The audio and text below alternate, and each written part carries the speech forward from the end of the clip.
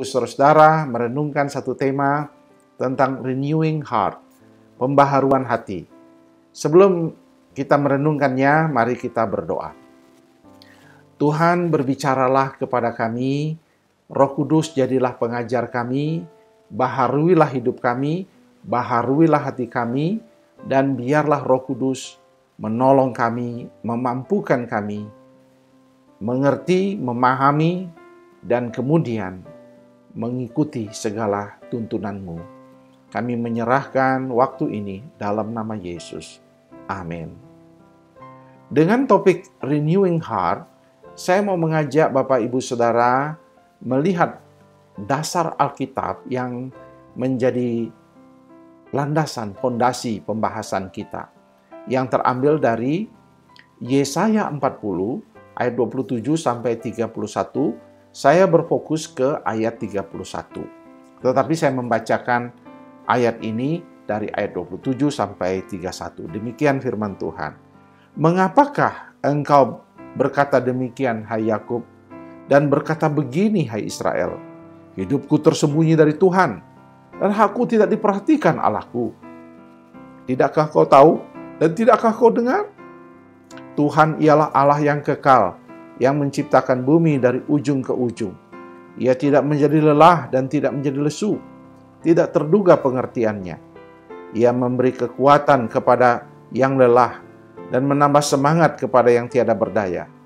Orang-orang muda menjadi lelah dan lesu, dan teruna-teruna jatuh tersandung. Tetapi orang-orang yang menanti-nantikan Tuhan mendapat kekuatan baru. Mereka seumpama Raja Wali yang naik terbang. Dengan kekuatan sayapnya, mereka berlari dan tidak menjadi lesu. Mereka berjalan dan tidak menjadi lelah. Bapak, Ibu, Saudara-saudara yang kekasih, ketika kita merenungkan topik ini, maka kita mau belajar tentang bagaimana Tuhan memulihkan, memperbaharui kehidupan kita. Tentu, semua manusia punya kejenuhan di dalam kehidupannya, apalagi kejenuhan dalam pekerjaan. Itu pasti, sekalipun dia seorang hamba Tuhan. Namun, kejenuhan itu tidak boleh dibiarkan dan tidak bisa dianggap sepele. Karena di samping efektivitas kita terganggu, juga profesionalitas kita sebagai guru bisa terganggu. Bahkan, dia mempengaruhi cara berpikir kita, kesehatan kita, dan relasi kita, baik kepada Tuhan, kepada sesama kita, maupun kepada orang-orang yang kita kasihi di sekitar kita, keluarga kita sendiri. Bisa menjadi kekuatan yang destruktif, yang menghancurkan bila kita tidak pay attention, memberi perhatian khusus pada situasi kejenuhan, burnout, situasi-situasi di mana kita menjadi sangat kering secara emosional. Itu sebabnya banyak perusahaan-perusahaan atau lembaga atau apapun memberikan cuti kepada karyawannya, memberikan liburan kepada karyawannya, sehingga diharapkan ketika dia kembali dari liburan, dia mengalami refresh, sehingga istilahnya sekarang yang sering didengar di Indonesia istilah refreshing dulu, memberi penyegaran dulu liburan itu. Memang mental kita, fisik kita menjadi segar, tetapi ternyata banyak yang mengalami sebaliknya. Justru ada yang hilang setelah kembali dari cuti, dari liburan, ya. Ada yang mengalami justru kekeringan emosionalnya malah makin menjadi-jadi. Malah merasa berat untuk menerima tanggung jawab memasuki situasi yang di mana kita sebelumnya mendapat liburan lalu masuk lagi, menjadi sangat berat sekali rasanya. Dulu waktu saya studi di Amerika, ada istilah I hate Monday. Saya benci sekali Senin. Kenapa benci Senin? Karena ternyata Mereka, orang Amerika, menikmati Sabtu dan Minggu begitu luar biasa senang. Mereka libur, lalu hari Senin mereka harus bekerja. Itu sebabnya mereka istilahkan, I hate Monday. Aku benci sekali Senin. Makanya dalam sebuah penelitian katanya hasil-hasil pabrikan itu banyak yang rusak atau menjadi masalah karena dibuat pada hari Senin katanya. Jadi karena banyak yang tidak efektif pada waktu dia kembali pulang liburan. Mengapa itu terjadi? Mengapa bisa itu terjadi? Karena kita belum dipulihkan seutuhnya. Jadi kita belum mendapat pembaharuan seutuhnya. Baru sebagian mungkin kita disegarkan. Tetapi dengan belum seutuhnya, maka kita akan sulit kembali efektif seperti semula. Kita membutuhkan pembaharuan seutuhnya. Dan tema kita memilih renewing heart, pemulihan hati, sebuah bahasa metafora yang menggambarkan bahwa dengan pemulihan dari relasi hubungan kita, hati kita dengan Tuhan, maka dia menjadi pemulihan seutuhnya, holistic renewal, pemulihan yang utuh, sehingga kita menjadi efektif sebagaimana Tuhan memanggil kita dalam tugas kita, terutama menjadi guru dan staf dalam pelayanan pendidikan ini. Nah, sekarang kita mau bertanya, bagaimana cara Tuhan memulihkan kita agar kita mengalami renewing heart itu secara total, bukan separuh-separuh, bukan sebagian. Kalau kita membaca teks Yesaya, maka kita akan melihat teks ini disebut Deutero Yesaya atau Yesaya yang kedua penulisannya. Dia disebut karakteristiknya di Yesaya 40 ini disebut dengan prophetic poem, puisi profetis yang menggambarkan tentang bagaimana syarat-syarat yang Tuhan akan berikan kepada kita, kepada umat Israel untuk dapat dipulihkan secara seutuhnya. Tentu mereka telah akan dipulihkan, itu hak prerogatif Tuhan, tapi mereka juga perlu meresponi pemulihan yang daripada Tuhan itu di dalam kehidupan mereka. Karena bangsa Israel pada waktu itu mereka merasa sebagai umat pilihan Allah, mereka merasa mampu memulihkan diri mereka sendiri karena mereka take for granted sebagai umat pilihan. Itu tidak bisa seperti itu. Walaupun mereka sebagai umat pilihan Allah, tetap mereka mengharapkan pemulihan itu bersifat otoritatif, bersifat anugerah, bersifat inisiatif dari Allah sendiri. Dan mereka perlu meresponinya. Dan Yesaya 40 sampai terakhir Yesaya 66 ini berbicara tentang bagaimana Tuhan meminta, meresponi pemulihan itu. Nah, bagaimana kita yang membaca kitab Yesaya? Sebagai Israel rohani, kita juga perlu mendapat pemulihan rohani dari situasi-situasi yang cukup berat di sekitar kita pada hari ini.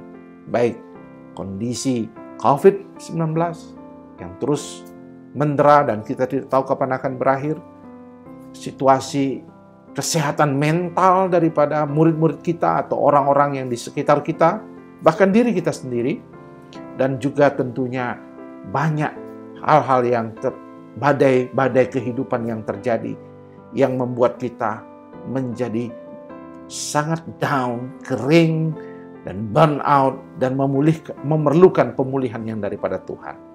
Dan kitab Yesaya menjadi cerminan bagi orang percaya bagaimana Tuhan mau memulihkan kita. Ada 3 respon bagaimana supaya Tuhan dapat memulihkan kita, dan bagaimana Tuhan sendiri yang sudah memulihkan kita.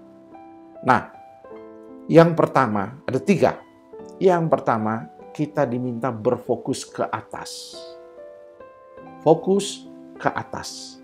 Dalam Yesaya 40 ayat 13 dikatakan, orang-orang yang menanti-nantikan Tuhan. Kata kunci di situ, menantikan Tuhan. Waiting for God. Menanti Tuhan. Ini bukan kata pasif.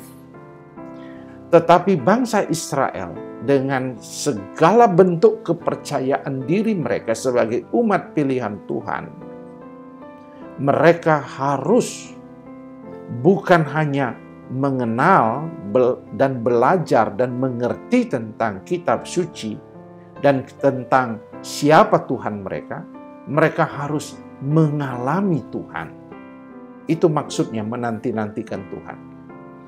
Jadi bukan hanya mengenal, understanding, pengertian, to understand God, but to experience God. Bukan hanya untuk knowing God, tetapi menikmati hadirat Tuhan. Itu dua hal yang berbeda. Orang boleh tahu tentang Tuhan, boleh tahu tentang segala hal-hal yang dilarang dan diperintahkan Tuhan. Boleh dia melakukan sesuatu yang bersifat obedience, ketaatan kepada Tuhan. Tetapi mengalami Tuhan, experiencing God, sebuah peristiwa yang berbeda, yang harus dialami oleh setiap orang yang mau mengalami pemulihan. Seperti apa sederhananya? Ya, menikmati, menantikan Tuhan itu. Misalnya, dia menikmati, mengenjoy worship, menikmati penyembahan. Ketika saudara melakukan penyembahan pribadi atau corporate worship di gereja di hari Minggu, apakah saudara menikmati setiap kata dalam pujian itu menjadi satu ekspresi hati kita, penyembahan kita, dan menjadi penghiburan buat kita, enjoying His presence, hadiratnya. Ini penting. Itu maksudnya menanti-nantikan Tuhan. Apakah kita berkomunikasi dengan Dia? Baik kita berbicara kepada Dia, ataupun secara rutin dan penuh disiplin, kita membaca, melakukan studi yang mendalam tentang firman-Nya. Apakah kita berkomunikasi dengan Dia dalam doa dan firman? Apakah kita juga memiliki intimacy dengan Tuhan? Dalam bentuk apa misalnya? Menjurnalkan semua berkat-berkat Tuhan, pengalaman dengan Tuhan. Itulah yang disebut menanti-nantikan Tuhan.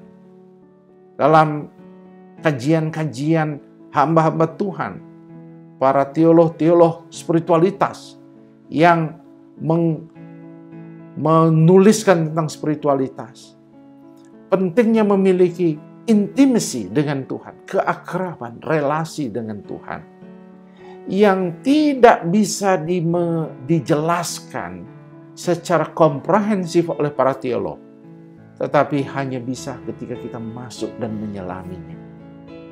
Seorang spiritualitas teolog yang sangat terkenal dalam bidang spiritualitas, Michael Green, berkata, ketika kita mulai mencari tahu secara intelektual tentang Tuhan, maka justru itu menjadi drain, effort yang membuat, kekuatan yang membuat kita jauh menjadi kering, saudara.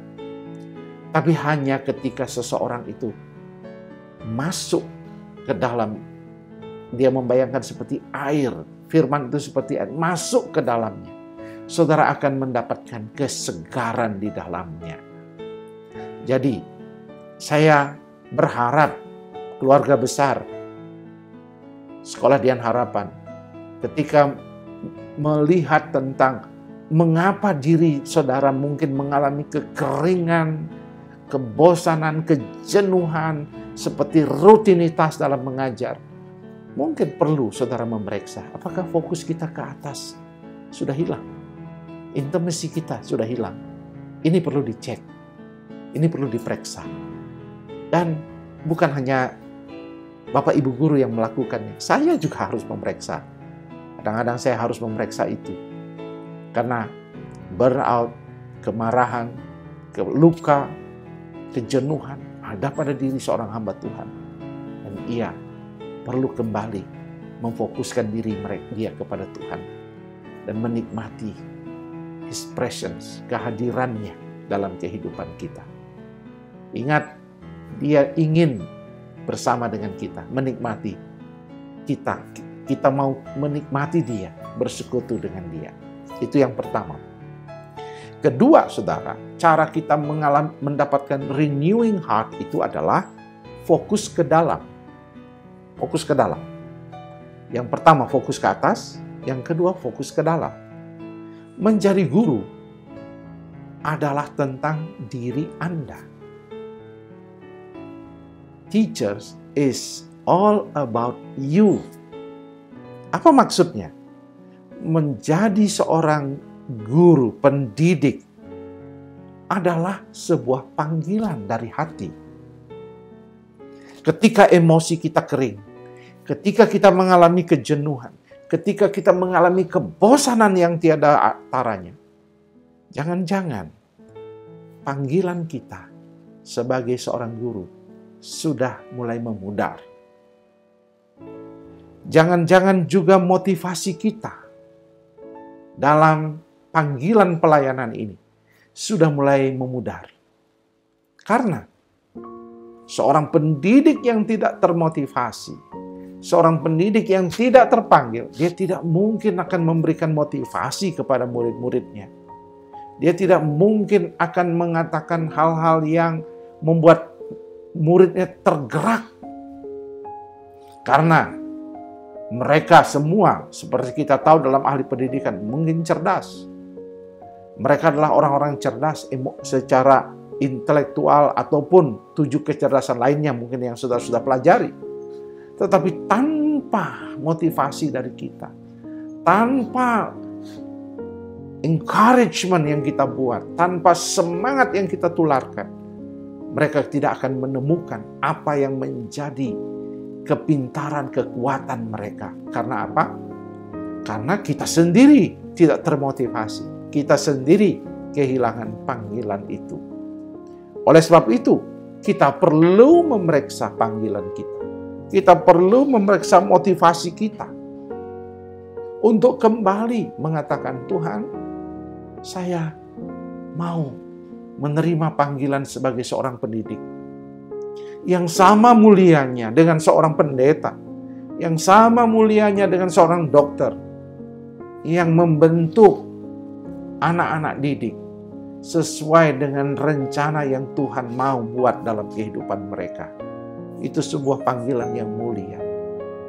Ketika saudara memeriksa panggilan dan motivasi, maka itu menjadi sesuatu yang kemudian menjadi fountain, air mancur yang memancarkan, baik dari raut wajah kita, kata-kata kita, spirit hidup kita, akan menjadi sesuatu yang akan memberikan semangat, kekuatan.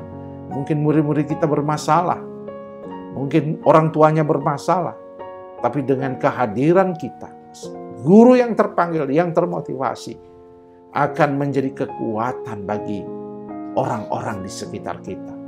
Orang-orang yang menanti-nantikan Tuhan, itu memiliki dimensi fokus ke atas, tapi juga fokus ke dalam, di dalam dirinya. Nah, itu sebabnya bukan di samping itu, dia juga harus memeriksa karakter dia. Sifat-sifat dia, termasuk sifat saya tentunya. Sifat-sifat seorang kita. Apakah karakter kita sudah semakin hari semakin serupa dengan Kristus? Apakah sifat-sifat kita sudah semakin dewasa?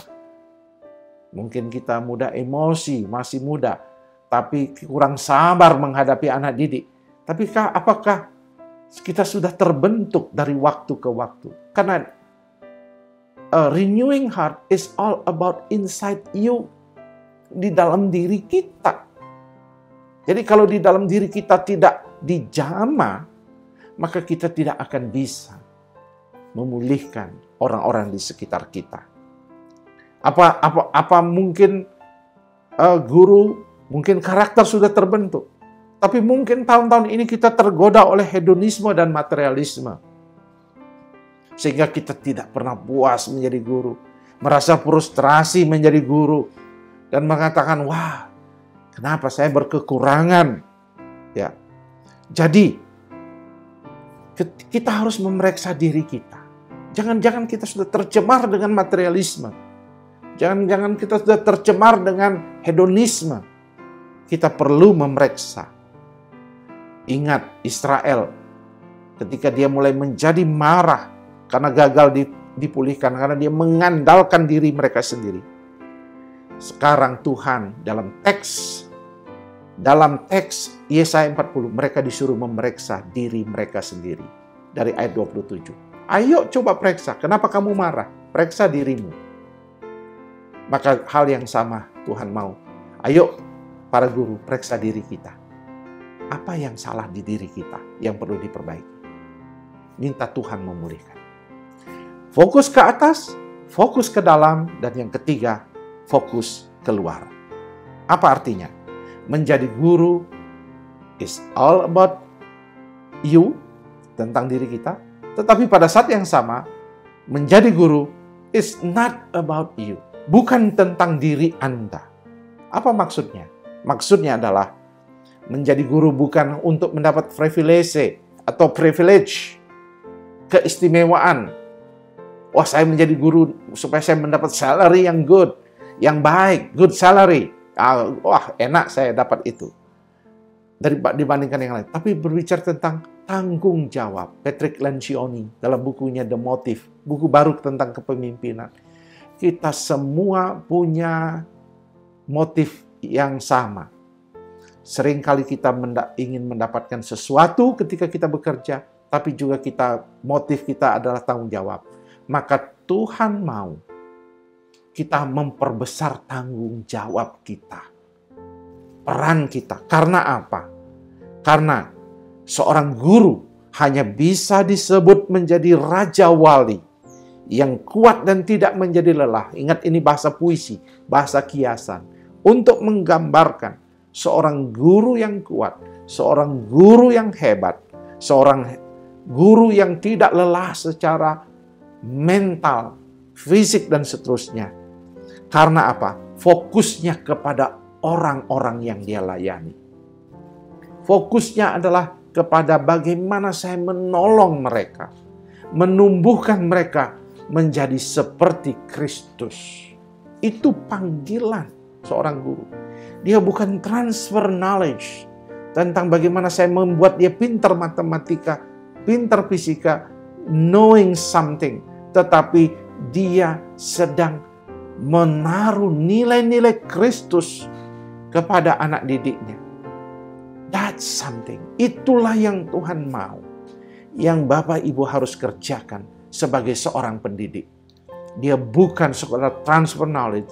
Dia bukan sekedar mengubah pengetahuannya, tetapi mengubah seluruh kehidupannya menjadi serupa dengan Kristus.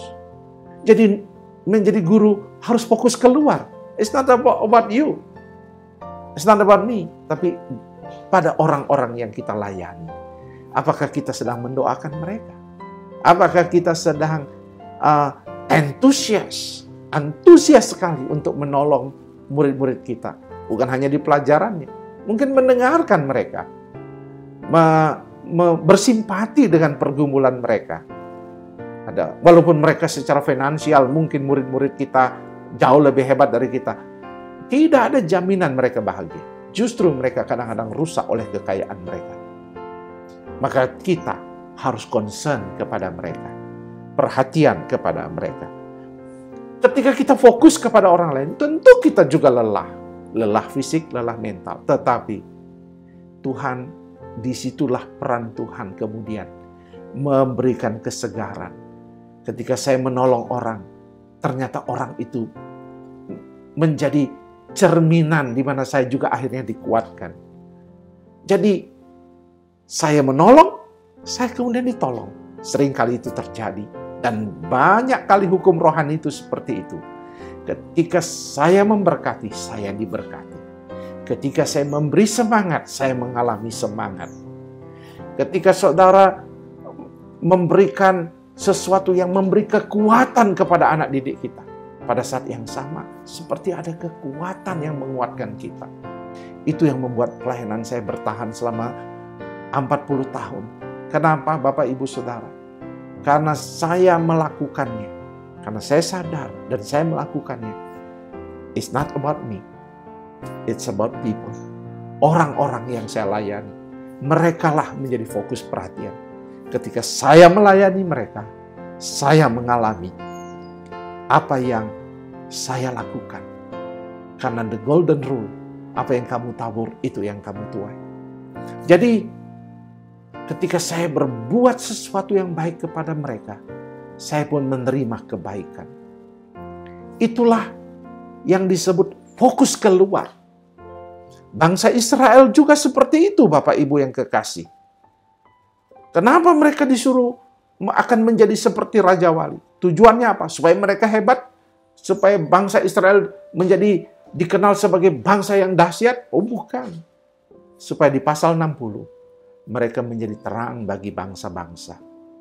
Jadi, fokus kita, fokus Israel harus keluar. Bukan bagi dirinya. Begitulah kita sebagai guru.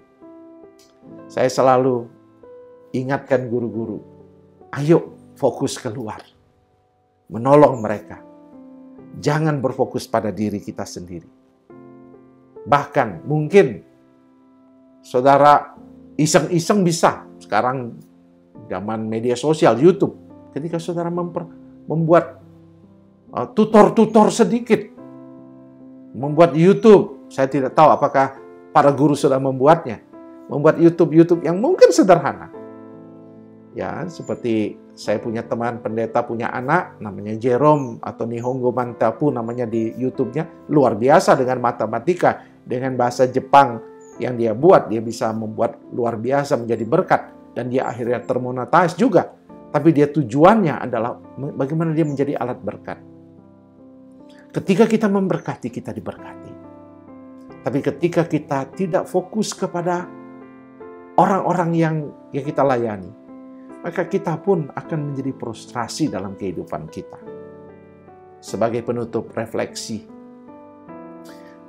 renewing your heart, memulihkan diri kita sendiri, it's about focusing upward, ke atas. Ya, ke atas.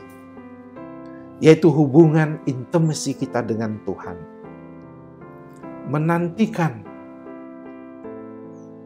Tuhan dengan menikmati persekutuan dengan Dia. Enjoying Him. Kemudian melihat diri kita inward. Panggilan kita bagaimana? Motivasi kita bagaimana? Karakter kita bagaimana? Sudah kebentuk nggak? Moralitas kita bagaimana? Dan juga outward. Bagaimana, apa yang sebenarnya Tuhan suruh saya lakukan? Apakah hanya sekedar membagi pengetahuan? Membuat dia mengerti apa yang saya ajarkan? Membuat dia tahu? Membuat dia mendapat juara olimpiade? Bukan. Tapi membuat dia menjadi serupa dengan Yesus. Itulah yang Tuhan sedang panggil. Karena di dalam kita melakukan itu sebagai guru, bukan supaya saya banyak uang, tetapi menjadi berkat bagi sesama. Itulah rahasia pemulihan hidup, pemulihan hati. Fokus intimasi dengan Dia, fokus memeriksa diri, dan fokus kepada orang-orang yang kita layani. Dan percayalah, Tuhan akan membuat saudara memasuki fase kehidupan yang berbeda. Saya sebagai ketua sinode, banyak sekali tantangan, masalah. Begitu berat. Tetapi saya excited. Saya menikmatinya. Karena apa? Saya membiarkan diri saya dekat dengan Tuhan. Selalu memeriksa hati. Dan memfokuskan diri untuk menjadi berkat bagi sesama. Kiranya ini menjadi kekuatan bagi para guru. Kiranya refleksi, perenungan, eksposisi Yesaya 40 ayat 31 menjadi kekuatan bagi saudara-saudara. Kiranya Tuhan menolong saudara-saudara memasuki semester yang baru. Sampai jumpa di lain waktu. Tuhan memberkati kita. Mari kita berdoa. Tuhan berkatilah para guru. Berkatilah pimpinan. Berkatilah juga staf. Berkatilah para murid. Kami berdoa untuk Sekolah Dian Harapan yang telah hadir di Kota Makassar. Jadikanlah berkat bagi Kota Makassar. Jadikanlah sekolah ini menjadi alat di tangan Tuhan untuk memproklamasikan Kristus lewat kehidupan para guru, staf, dan murid. Berkati proses belajar mengajar di tengah pandemi ini. Tuhan melindungi para guru kami, para guru, staf di Dian Harapan, dari COVID, dari penyakit apapun. Tuhan selalu menjaga mereka. Berkati tahun 2022 yang dilalui. Demi Kristus Yesus, kami mohon kekuatan dan pertolongan-Mu. Haleluya. Amin. Tuhan memberkati kita. Shalom. Sekali lagi, terima kasih atas kesempatan pelayanan ini. Tuhan memberkati kita.